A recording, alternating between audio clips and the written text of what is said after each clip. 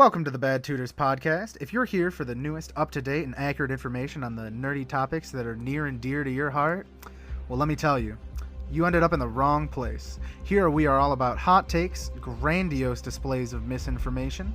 So stick along for the ride, and you might just blow a blood vessel or two. So Tyler, yeah, you don't know what this episode is about. I've kept it a secret from you for a reason that I am unaware of, but I decided that it would be fun. Yeah, you did that thing. Yep. So this episode will not actually be about Malifaux. I don't have enough ready for that yet, but I still wanted to put something out. So what you said a second ago is actually correct. This episode is going to be a lot about elves, which, as you said, I am incredibly xenophobic towards for realistically no reason. There was a reason at some point in time, but I don't fucking remember it anymore. But I stick to my guns and hate elves, and I will always hate elves. But this episode isn't exactly about elves, but the source material is heavily dependent on elves. Okay. You're going to be learning about the Lord of the Rings today. Oh, okay. Including not the story The Lord of the Rings, but the world that Tolkien has built. I don't know if I've mentioned it to you before. I am really, really into it and have been watching just an absolute shit ton of videos on all of the different aspects of it. I think it's probably one of the cooler worlds that exists, and like, of course it is. It's the granddaddy literally of fantasy. So many things that Tolkien created are just defaults. We don't even think about it anymore. It's just what there is. But before Tolkien wrote The Lord of the Rings and The Hobbit, it wasn't really all that commonplace. So that's what we're going to be talking about today. Right. I want to preface something before we start. When we say that you are xenophobic towards elves, yes, we're joking. He doesn't play elves when we play D&D. He will occasionally make a comment about elves being a bad fantasy race, just because of like the rap that they have in our game of being pretentious and sort of holier than thou. Well, I mean, that's in all games, not just ours. Okay, so as you I'm will trying learn to be in serious The Lord of the here. Rings. We do not hate anybody for who they are, and we don't accept anybody doing that. Going forward, keep that in mind as Ian bashes elves relentlessly. Yes, it's definitely all for jokes. I'm going to tear them apart at some points, I'm sure. But yeah, I jokingly hate elves. If you like elves, there's a lot of reasons to like them. They're just not my cup of tea most of the time. There are exactly 3 elves that I do have love in my heart for. One of them being Legolas. He was probably my favorite character in Lord of the Rings growing up. So I can't turn my back on him and say that I hate Legolas. He's still one of my favorite characters in Lord of the Rings. The second being Hermes from Rudolph the Red-Nosed Reindeer. Nice. And the third being Sebille from Divinity 2. She is my girl through and through. I will never shit on her, even though the elves in that game have, God, just the most terrifying body I've ever seen. Yeah, they look like probably in any fantasy race. They look like a 4-year-old made a body out of Play-Doh. Like, the proportions are so weird. Like, there's the body, and then legs that are way too fucking long, and then arms that are way too fucking long, and then the neck on these elves. It's like 3 feet long. It's ridiculous. Fuck, the neck. Anyways. Yeah, so those are my elves. One more thing. I'm ride or die on those 3. One more thing, because anybody that listens to this, I'm going to ask a lot of questions. I read The Hobbit when I was in middle school. That's it. I haven't watched the movies. I haven't watched the Hobbit movie. I haven't read the books. I've caught glimpses of the movie. I've seen like some scenes on YouTube that were like broken down. Like, I know that when the guy playing Aragorn or Strider kicks the helmet. He actually did break his foot, so he yelled, and it was like realistic or some shit. The classic Lord of the Rings fact. Yeah, Yep. but other than that, I go into this pretty blind, in like all senses. So That's interesting. I actually didn't know that you hadn't seen the movies. I just assumed you had because you're equally a nerd as me. I never knew that you never saw them. I have a really hard time sitting down and watching movies in general. Fair. Just something like that requires so much buildup. If I'm not like inherently interested in it from something else, it's very difficult for me to sit down. And it's not that I'm not interested in Lord of the Rings. It's just I don't know. I'd rather be playing Magic, or I'd rather be playing like League of Legends because I'm like a soy boy. You know, something like that. So, Well, maybe after this you'll have more of an interest in watching them, hopefully. if you do your I job, will also say, if I do my job correctly, very true. I will also say I have not read any of them. I'm going to say it at the end as well.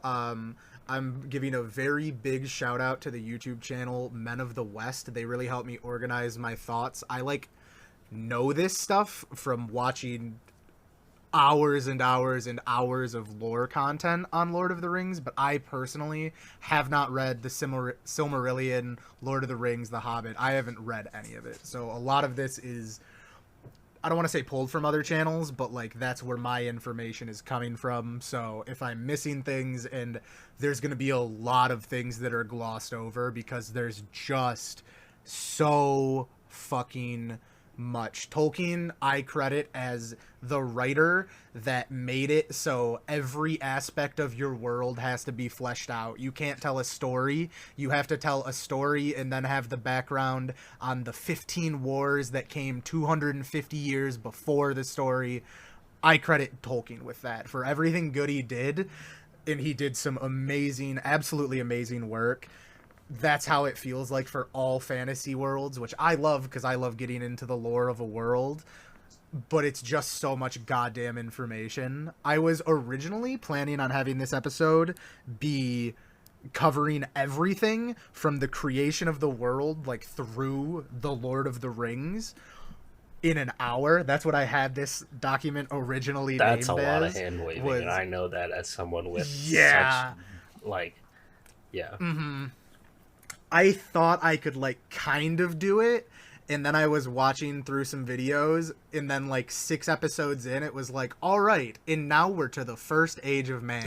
And I was like, oh shit, there's 4 ages. All right, so Oh no. you prospective world builders out there, myself included, I've been working on something for a while now. Whenever you get writer's block, just shake your fist angrily at the wall and curse out Tolkien.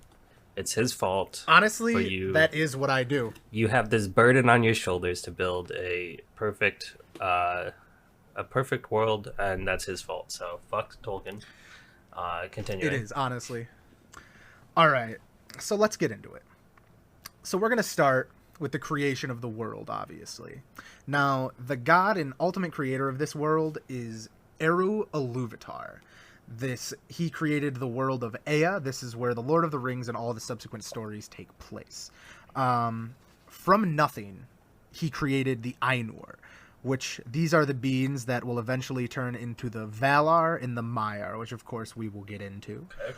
So, an interesting thing about this world, a very interesting way of world creation, is the world was both created and planned through singing and music. Iluvatar brought together all of the Ainur that he created, started a song, and brought all of their voices together in a beautiful harmony. And this grand composition that he created was the layout, more or less, for the world of Ea and how it would be formed. Now, all of the Ainur are created with what is known as the Flame Imperishable, which allows them to put their own thoughts and ideas into the world, as well as what Iluvatar had planned, right? Okay. So, this song, of course, was called The Music of the Ainur. But eventually, what happened is a voice rose up, creating some discordance in it and resistance to the song that was being played. And this was the voice of Melkor. He was one of the only Ainur to oppose Eru Iluvatar, at least at the start, of course. He was also seeking the flame imperishable, which is what allows a being to create life itself. That, like, the Ainur were allowed to throw their ideas in, but they couldn't, in and of themselves, create life. So that's what he was seeking. He thought he was better than Iluvatar, and he could do better, basically. Okay. So, I already have a question. The Ainur, as you were calling them, I hope I got that right. Yep. They seek out the flame imperishable? It's something that they, like, accomplish? Or... No, that is what they were... I don't want to say it's what they were made from. That feels incorrect. It's something that when they were created, they had part of it in them. Okay, so then Melkor, the dissonance in this song, what he's seeking it? He's seeking it because if he was able to find it, it is, from what I understand, more or less a tangible thing, at least to Iluvatar in the Ainur. So if he could find it, he would basically be able to create his own life and possibly make his own song of, like, create an entire song that would have creation itself intertwined in it, such as Iluvatar did. I understand that a little bit better now. Yeah. So eventually this kind of started growing stronger. Some of the other Ainur were thrown off by this, understandably, and they even stopped singing for a while. And Iluvatar stepped in and ceased the song, immediately striking up another one more beautiful than the last. And it continued for a while until, again, Melkor started his dissonance, and even more of the Ainur stopped singing. And eventually the discordance overpowered the original song that Iluvatar had created and was becoming the dominant force. So once again, Iluvatar stepped in, ceased the music, and this time brought an even stronger song up. This time with two parts of it. I believe they were described as kind of like a sorrow and a joy in it. And eventually in the joy, it wove in the notes of sorrow. And this is what officially created the world. This created the world of Ea. So Ea is where... Oh, sorry, not Ea. Arda. The world of Arda. That is where all of the stories take place. Okay. Even the ideas that Melkor had spun into this song, even though they were against the themes that Iluvatar had laid out, Iluvatar is kind of the ideal concept of a god. A lot of Tolkien's work, I'm not a Tolkien historian, so don't quote me on it, but a lot of the themes are very black and white, good and evil. And Iluvatar is the god of gods. He's the epitome of what a good god should be. His plan throughout everything that happens throughout all of the stories was in Iluvatar's plan. It went exactly as he wanted, even the bad. Okay. So all of the evil that Melkor had kind of sewed into this was part of the plan. You're gonna get me starting to talk on a tangent about theology, but I'll let it go. I mean, if he was a perfect god and, like, you know, he was inherently good, why would he allow bad to happen? But we're just gonna gloss over that. Yeah, that's a criticism more of, like, a Christian god or something like that. So, I agree, but that is certainly something I do not have the answer for. Yeah, we don't need to go that deep. It's just, maybe eventually, if we cover the other ages and get through it, I'll be a bit more versed in it, and then I could talk on it a little more. But as of right now, probably not my strong point. So the Ainur, of course, being part of the songs that created the world, were kind of intrinsically tied to and invested into the world of Arda and what happened to it when they were sent to the world. When they are sent to the world, that is when they become the Valar. Now, Eru sent the Valar to watch over the land, The first one was named Olmu, the controller of the water and seas. The second was actually Melkor. He was of fire, Manwë of the air. And Ulmo and Manwë were named the chief servants of Iluvatar. And this obviously didn't make Melkor super happy. He is considered to be the strongest of the Ainur, so he was not happy to find out that he wasn't one of the chief boys, but like also how surprised can you be when you tried to fuck up the song right, like 3 times, you know? Like, hey, I'm the reason why we can't have nice things. Let me be in charge. Yeah, he's literally the reason we can't have nice things, exactly. So when they went to the world of Arda, it was actually barren. Like I said, the music of the Ainur, while it did create the world itself, it was also the plan for the world. All of the things that had gone into it were what they wanted it to be. So the Valar actually had to craft the world completely. And Melkor, who, as I said, was the most powerful, got there and just claimed it for himself. He was like, "Hey, Arda's mine. By the way, I know we all made it, but like, I'm in control. Nice. I'm in control of Arda. Just so you guys know." And everyone pretty much went, "No, what are you fucking talking about? Absolutely not." Sense. So Melkor was a dick. Obviously, as this was going, they were trying to craft the world, and he was just disrupting them in many ways, like in any way he can, just trying to make the world in his eyes and just stop them from making it based on the music of the Ainur. Okay.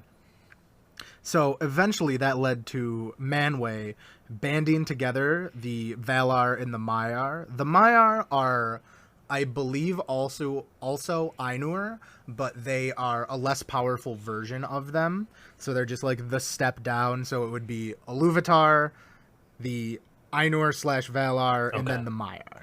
And all of the Valar and Maiar that were loyal to Manwë helped him drive off Melkor for a while. He went to what will be called Middle-earth, where The Hobbit and The Lord of the Rings take place. I knew that one. Yep. I figured you'd catch that one. So while he tried to continue this, it obviously didn't work that well, being driven off after a while. And now Manwë kind of had some time with Melkor gone. He went back and like re-looked at the music of the Ainur and studied it and learned a lot more about what Iluvatar wanted for the world and how the creation should be done. So Melkor in Middle-earth, he settled in Angband, which is where you would know or where a lot of people would know is where like Sauron was at the end of the Lord of the Rings. That's the big desolate fucking plains that they have to go to at the end to actually drive the evil off in the world. And he built his fortress of Autumno there. So while it is unwritten about to my knowledge, like there wasn't like a full story about it, we're just told of it, Melkor actually came to make war on the Valar and lost. He was not able to actually succeed, and his spirit was dispersed throughout Arda, and this is what brought evil to the world as a whole. This is like actually where the forces of evil come from, is the dispelling of Melkor before any of the ages, really, just right after the music of the Ainur. Okay. So then he retreated to the outskirts of the universe, seeking in some part the Flame Imperishable, which has a different name that I am blanking on right now, but he couldn't find it because it was actually with Iluvatar himself. So he obviously couldn't really get to it. That makes sense, right? You got someone trying to steal your shit that gives you the ability to plan an entire universe. Life. Yeah. Probably not going to stray far from it, but... Exactly. So, after that, who is known as the champion of the Valar, Tulkas, came to the world. And this put an end to the age of the music of the Ainur and brought in the years of the lamps. 2 lamps were then created named Ullin and Ormal, and they were placed upon Helkar and Ringel respectively. These are what literally brought light to the world of Arda. And where these two lights met was the original dwelling of the Valar. So in there, nature started coming, life was starting to form, and things were pretty good. But in Middle-earth, as I said, Melkor had created the fortress of Autumno and Angband and started assuming some power. And he had the Maiar that were loyal to him rally.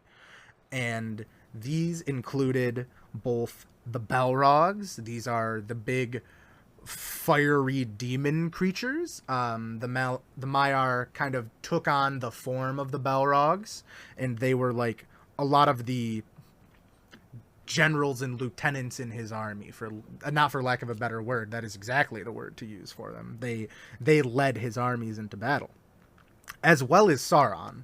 He was... Wait, I know that one. Yep. He was another one of the Maiar that served under Melkor. And together, they assaulted the Valar and where they laid. And they actually ended up destroying the two lamps and again plunged the world into darkness. So the Valar had to retreat from their now destroyed land and unfortunately had to kind of leave Melkor to rule over Middle-earth for a bit. They didn't have too much they could do about it for a while, but they journeyed west across the sea to create what is known as Valinor. You may have heard of it, possibly not. It's also known as the Undying Lands. That's where Frodo and many of the characters go at the end of The Lord of the Rings. Right. I didn't know that they just sailed off into, like, who fucking knows where. Yep, so where that who fucking knows where is Valinor. There. Yep. Gotcha.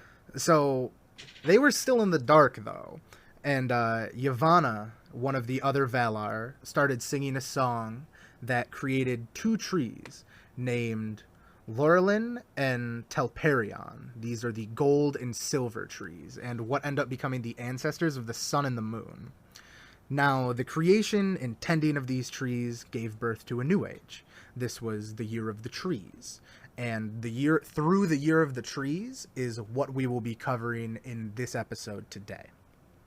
Just to give you kind of a scale. Now, this takes place over thousands and thousands of years, and Valar years, I believe I heard, were like 9.5 of our human years.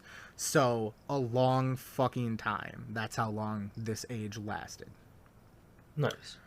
So, during this age, life was actually given to the dwarves and the Ents. I didn't hear too much about them. It was a little bit glazed over because they're not super important in the Year of the Trees. I know that Iluvatar wasn't super happy about the dwarves specifically because they were not in his original plan, but he grew to accept them and was more okay with them as things went on. So the Ents actually end up remaining dormant until the Elves come along towards, like, I'm going to say, like, the middle-ish of this age. And in this age as well, the stars were also created, and they gave light around the entire world, almost sending a challenge to Melkor, who wanted everything to be in darkness, of course. Now, sadly, this does bring us to the birth of the Elves. They awoke and gave great praise to the Valar for giving them light and a lot of other things, and I mean just life in general, of course. But luckily, our boy Melkor came and scooped up a couple of the elves and changed and perverted them into his own creation. Since he couldn't make his own, he could change things that were made, of course. He was still incredibly powerful. And this is what gives us orcs. This is where the original orcs came from. They were elves at first. So do you have a hatred for Tolkien orcs that rivals elves? No, because they're not elves. They were elves. They're no longer elves. They are very much not elves anymore. So, like, if I were to say I don't like the taste of bananas, but I like banana bread, you would accept that? Yeah. I would agree with that. Okay. I'll stick to my guns, even though that doesn't make a lot of sense. What if I called the elves Like, Well, I would say a more apt description would be the difference between bananas and plantains. Plantains are okay, kind of the bastard version of bananas. okay, Uh, sure. I do concede that. Yeah. Um. So, like, what if I just called like the elves mhm. like I don't know. What if I just started calling elves Tau from Warhammer? Do you still hate them? No, Tower fine. If you started calling him Eldar, I'd have an issue. No. Okay. No. Listen. It's still Tolkien elves. I'm just referring to them as Tau. Yeah, but Where do you Tower, like, stand? objectively not the elves. There are Yeah, but literal elves in 40k. I'm just I'm just like, okay, so we're talking about these elves right now that were Hmm. born underneath the stars. Yeah. Now, what if I said we're talking about these Tau right now that were born underneath the stars in uh, Middle Earth or wherever they were born? Hmm. Do you still hate them even though I called them Tau? I mean, yes, because it's the qualities of the elves, not the name. Okay. It is the traits of the elves that I don't like. I think they're pompous assholes and they just get really annoying. Okay. And I I mean, just want to make they're sure. incredibly racist. They're not there. I will concede they are not nearly as racist in general. Big asterisk in Tolkien's world. There are some elves that obviously are. The wood elves are very elitist. The wood elves are the Yeah, I do worst remember of that. the Yeah. elves. They are like the epitome of what I dislike about elves. Unfortunately, They're the ones that we found in The Hobbit, yeah? yes, yeah, exactly. Those are wood elves. Yeah, and Legolas unfortunately is one of those, so I like really have to forgive a lot when it comes to Legolas, but I can't, like I said, I can't go back on my boy. Right. So eventually, with all of this happening, once they kind of reset up and once the Valar reset up in Valinor, they actually laid siege to Angband in Autumno. And they were able to imprison Melkor for a while and kind of kick him out. And at that time, Sauron was left in charge. Um, Not a ton happens, to be honest. It's not really focused on, to my knowledge. I'm sure he did stuff. I know he like kept breeding orcs and like kept reinforcing the armies and all that. But I don't think there's a ton surrounding him at this time, to my knowledge at least. But they didn't get rid of Melkor when they captured him. They just brought him to Valinor and kept him prisoner for just under 3,000 years until they just released him again, which a lot of the Valar had some pretty big problems with, obviously, but regardless, he had, I suppose, served his time in enough of their eyes that they were willing to just let him go. So Yeah, moving what back could go wrong? over, yeah, exactly. What could go wrong? It's not like 5 books could happen or anything like that. Um, More than 5, Jesus. So going back over to the elves, Arome, the huntsman of the Valar, who remained in Middle Earth, actually found the elves. He didn't go back to Valinor, and he befriended them and got very close with them, and actually brought 3 of them back to Valinor as kind of ambassadors to the elves, to the Valar, and everyone liked them, and together the elves and the Valar decided that they should stay with them in Valinor, and they would live together in harmony, and everything would be cool there. And many of the elves did in fact go over to Valinor, although certain sects of them would remain over there where they awoke. One of the rulers of the elves would later be known as Fingon, one of the elves who would lead to the bloodlines of both Aragorn and Arwen. And even though we're not going to talk about them in this episode, like in their stories and like what happens with them, there's a very fun story that I just heard that I am going to talk about at the end of this because it's kind of hilarious. Okay. So those elves that were with Fingon were some of the ones that ended up staying, actually. The ones that stayed in Middle Earth and didn't go to Valinor were actually considered pretty inferior to the ones that went, becoming the light and dark elves in the world. Not similar to like dark elves that we like normally know in like our, you know, like the common fantasy vernacular of like a dark elf. That's not like what they Right. were. It's literally because the ones that One of went to them live with Valinor saw light. the light of the two Yeah. trees. Yeah, it's very, very literal. So really quick, I'm going to be doing a bunch of name dropping of just important elves born in the year of the trees. Not all of them will be like gone into too much, but you're going to need to know them. So the Okay. first one is Feanor, Fingolfin, Luthien, and Galadriel. Galadriel is one of the very prominent ones throughout the Lord of the Rings. The other ones are very much before that. The first one we will be focusing on, however, is Feanor, and he is one of the most influential elves in all of Tolkien's world, realistically. So what he did is he took a small amount of light from the two trees and created 3 Silmarils. These were stones that produced a very strong and very pure source of light, which is, I don't want to say it's equated to power, but like it kind of is. Like, it's not like where anyone drew power from. No one was drawing power from the light. But when a world is in darkness with 2 trees that create light, it's incredibly important, obviously. Right. So, Melkor, who, as I said, was eventually freed and very much fucks over Feanor, he gets him banished from Valinor, and Feanor ends up very much hating him for this, for, you know, incredibly obvious reasons. Right. And much later in the Year of the Trees, Melkor allies himself with Ungoliant, who is a giant spider.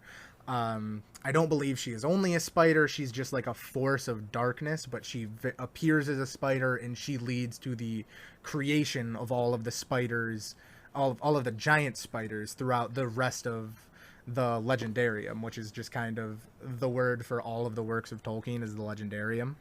Right. So like if you recognize the name Shelob, the big spider from the oh, of course you do. She's in The Hobbit as well. Yeah. Yeah. She's in The Hobbit and The Lord of the Rings. That's Ungoliant is the mother of Shelob. Okay. So Melkor and Ungoliant ally themselves together and make the journey from Angband in Middle-earth all the way back over to Valinor. Melkor promises her immense power in exchange for helping him fuck over the Valar, basically. So what happens is they sneak in and go to the 2 trees, and Melkor stabs them both with his big ol' spear, and Ungoliant drinks from them and draws the light and power into herself, growing both in power and in size. From there, Melkor proceeds to kill Finwë, who is the father of Feanor, and steals the Silmarils. So they cross over the great ice sheets that connect the Valinor and Middle-earth, and Ungoliant kind of has a feeling that Melkor's gonna fuck her over and not actually fulfill his end of the deal. He promised her the Silmarils as well, these things of it, stones of incredible power, and he tries to dip out before that, but she actually stops him, and he refuses to give her the Silmarils when she does so, and that makes her very angry, and she attacks him and completely cocoons him in web and is very ready to kill him, obviously. And he lets out such an immense cry of pain that all the way back to Angband, the Balrogs can hear it, and they rush across the world to go and save their master. And they arrive and drive off Ungoliant with their whips of fire and their general goddamn scariness, and save Melkor and bring him back to Angband and let him regain his power and all of that. So this wasn't great, obviously. This is now the second time that the world has been plunged into, like, total fucking darkness.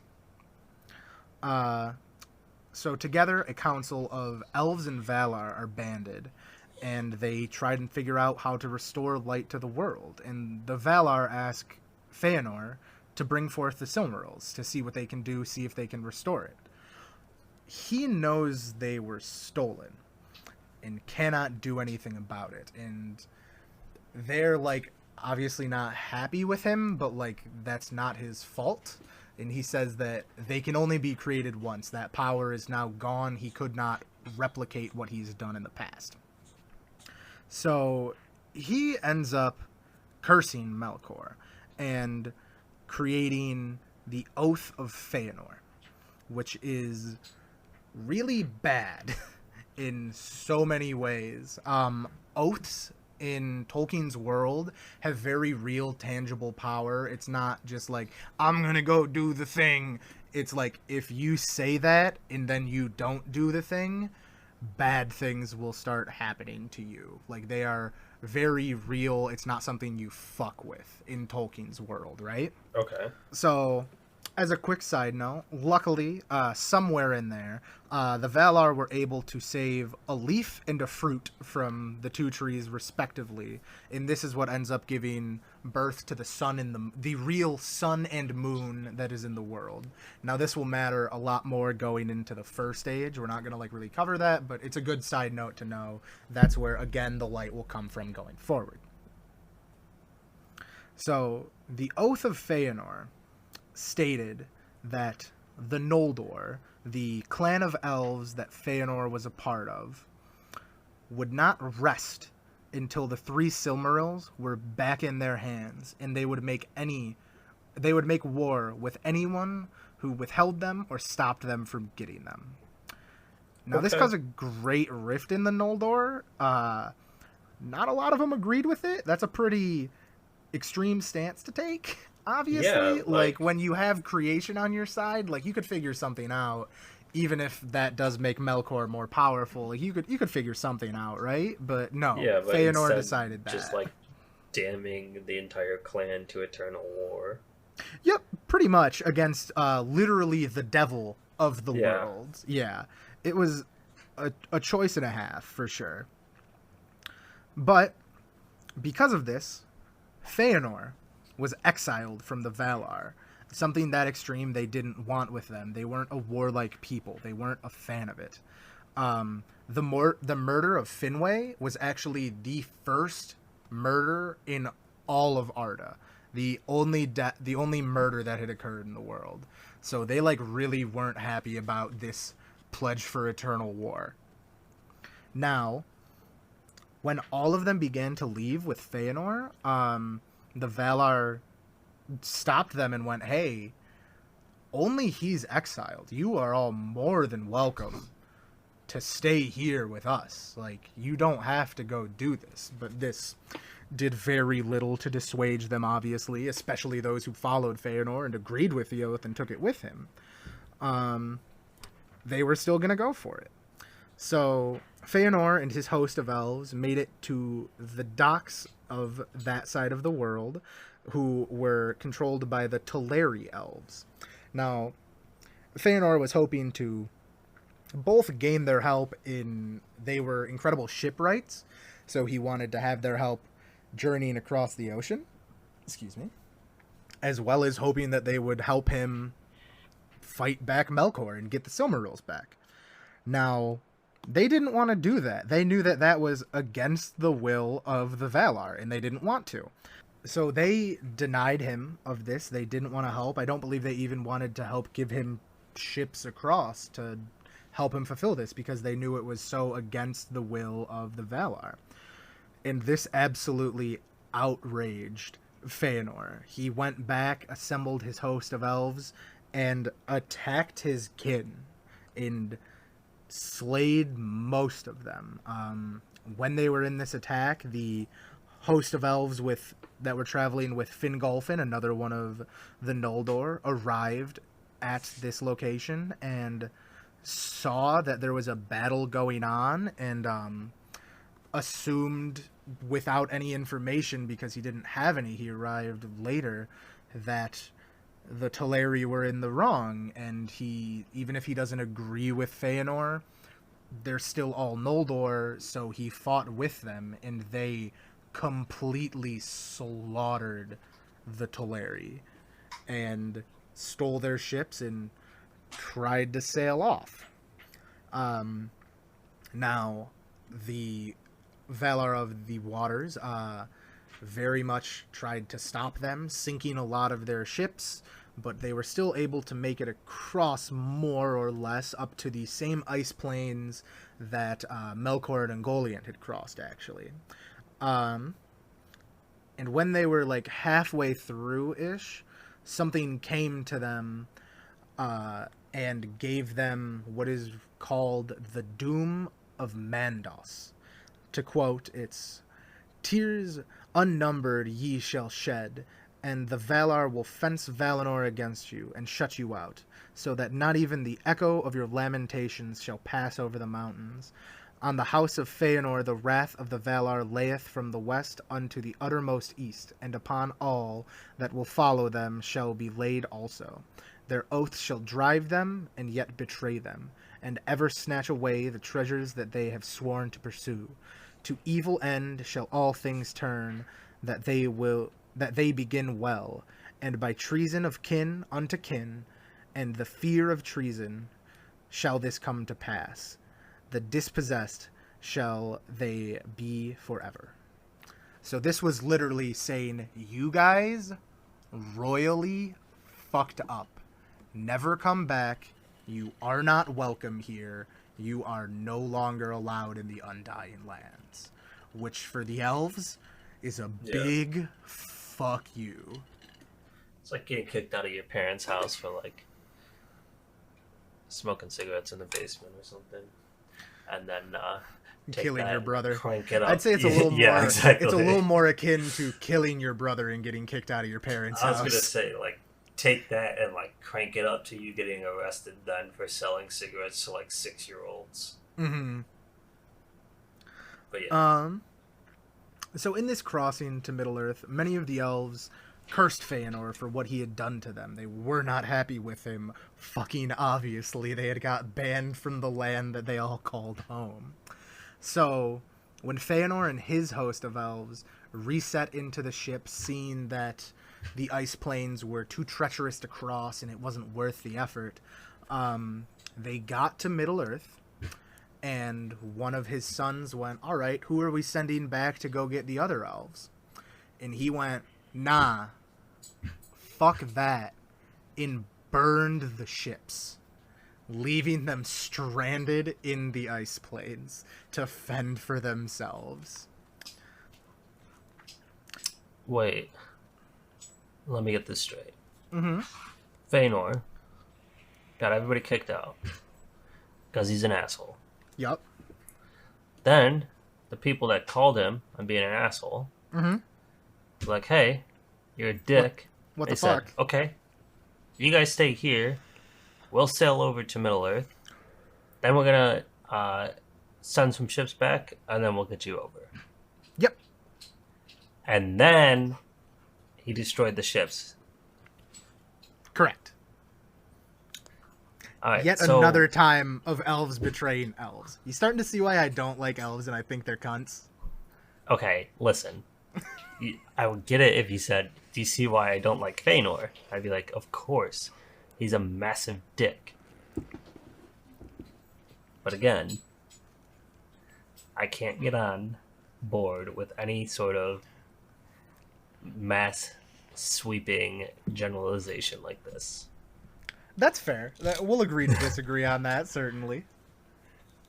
And actually, Fingolfin, who was part of the other host of elves and one of the other rulers of the Noldor, elves being all seen is the wrong word, but blessed with incredibly good sight, could see the ships burning in the distance. So they knew they had to just continue anyways, driving further dislike of Feanor within the Noldor itself already. So, when they arrived, Morgoth obviously knew what they were after. and he sent out a whole contingent of elves to destroy the Noldor before they could even like gain a footing in the lands of Middle Earth. However, Feanor and his elves still had like power from the light of the world and were pretty easily able to like overpower the orcs and still set up there pretty easily. It wasn't that bad. Okay. And to kind of jump around a little bit, when Morgoth actually returned to Middle-earth with the Silmarils, he had found that his forces had multiplied exponentially, and he had a pretty big force at this point. So he began to attack the Sindarin elves, who were the ones that were still in Middle-earth. They did not go over to Valinor. This led to the Dagor Nuin Gileath, or the Battle Under the Stars. This started when Morgoth began to throw his forces at the elves of the land, and he lost most of them. He lost most of his forces. The elves were very capable. They took casualties as well, of course, especially the Sindarin, who weren't as well equipped as the orcs, but especially with the Noldor making their journey over, they were able to fight him back, and it was fine. So that was bad for Morgoth. These were the forces that he had planned to capture all of Middle-earth with, not just, like, he wasn't obviously going to have them hang out.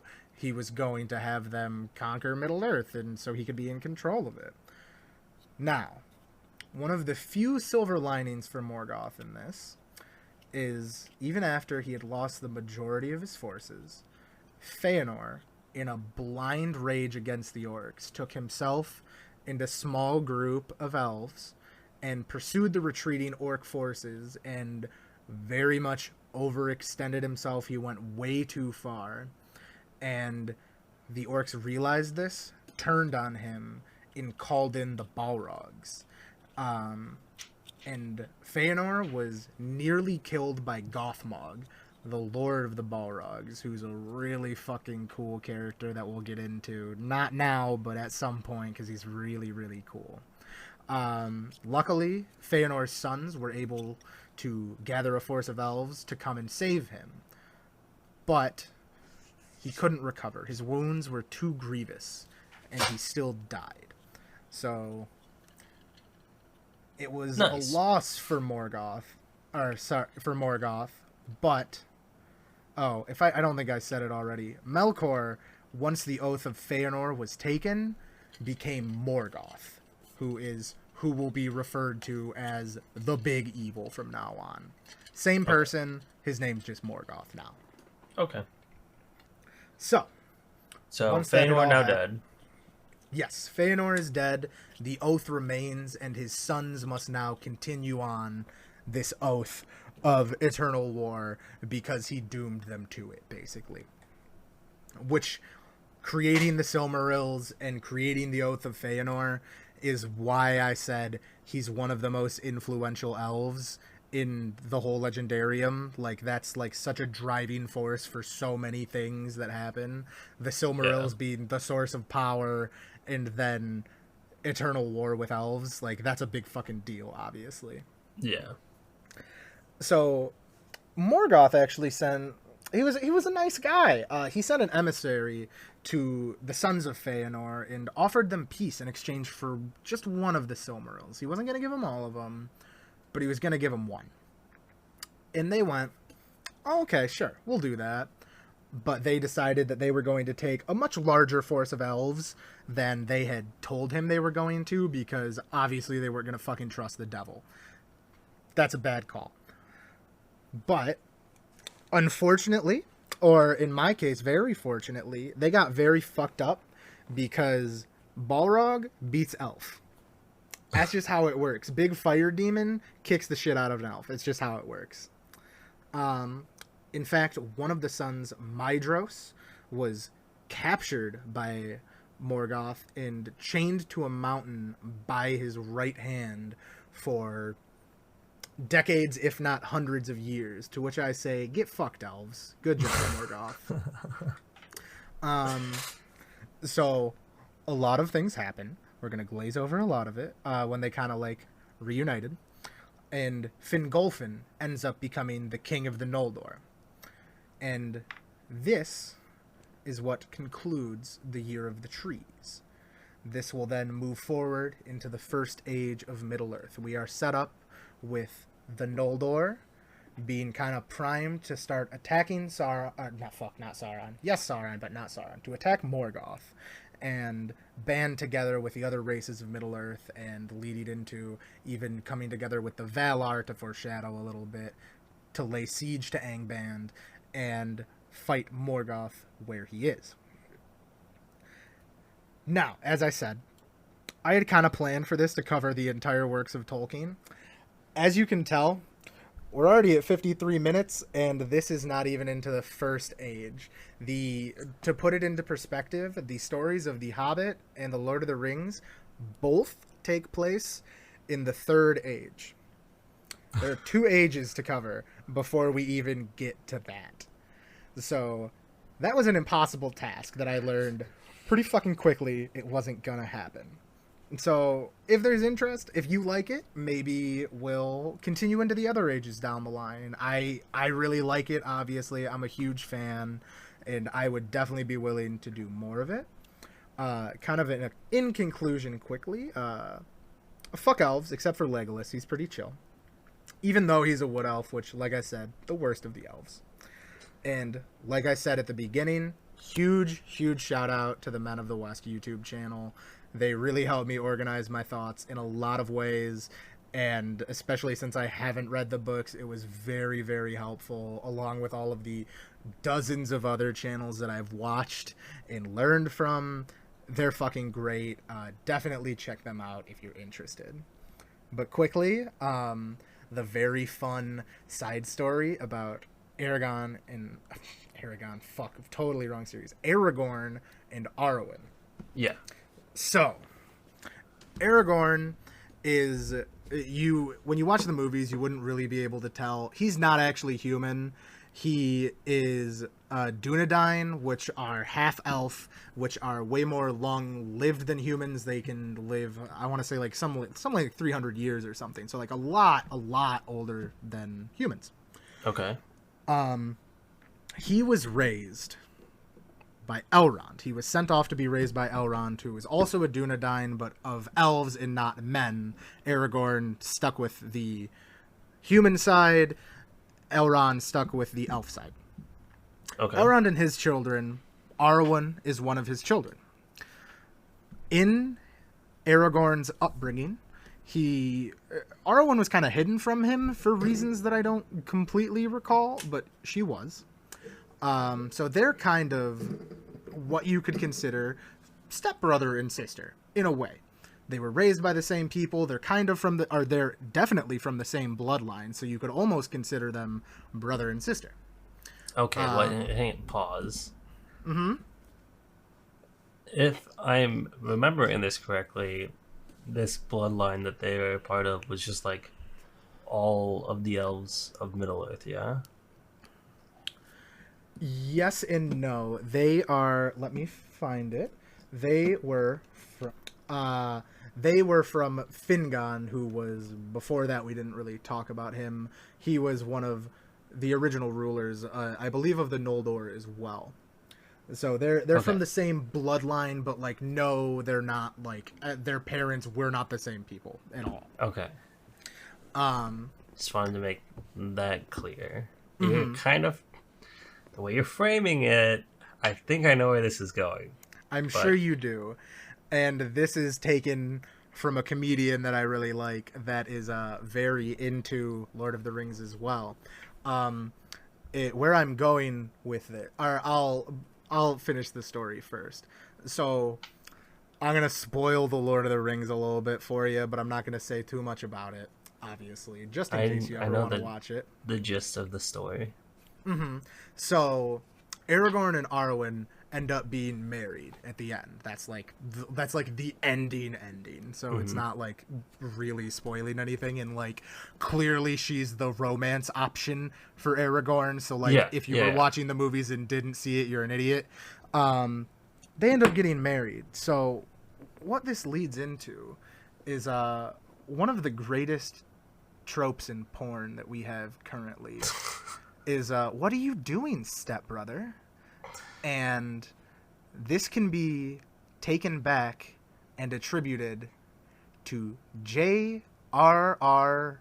Tolkien with Aragorn and Arwen. The original, what are you doing, stepbrother? And that is where I will end the first episode, leading into the first age of Middle-earth. Yep. Okay. I'm Tyler. And I'm Ian. We have a lot of great content coming your way. We don't know what it is yet. But we'll figure it out at some point. And it's going to be great no matter what it is. So follow us on the socials. Uh-huh. Yep, the socials. Ian, you're so well versed in them. Yep. You wanna shout those out since I actually don't do socials? Yes, you certainly do not. So you can find us on Instagram at BadTutorsPod. Thank you so much for listening. We will be back next week with another full episode, as well as possibly a couple shorter form episodes that we have planned. Yep. I have our Leviticus and Alice build. I've got it fully built out. Just ironing out some things with how I want to talk about it, because I think it opens up a pretty necessary conversation in terms of like tabletop role-playing games, as well as I have an apology. I have an apology to make to the community, so that'll be coming out soon too. Yep, so we will see how that goes. Thank you so much for listening, and have a great